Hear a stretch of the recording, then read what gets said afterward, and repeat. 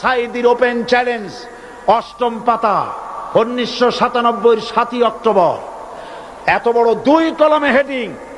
সেখানে আমি বলেছি, বাংলাদেশের সকল সাংবাদিক, গোয়েন্দা বিভাগ, বাংলাদেশের সকল বুদ্ধিজীবীকে আমি আমার পিরোজপুরে আমন্ত্রণ করছি। আমার উপস্থিতিতে যদি কেউ প্রমাণ করতে পারে বাংলাদেশের স্বাধীনতা যুদ্ধের বিরুদ্ধে আমার কোনো ভূমিকা ছিল, সজ্ঞানে স্বেচ্ছায় জাতীয় সংসদের সদস্য পদ থেকে পদত্যাগ করব। 3 বছর পার হয়ে গেছে, আজ পর্যন্ত কেউ এই চ্যালেঞ্জের মোকাবেলা করে নাই।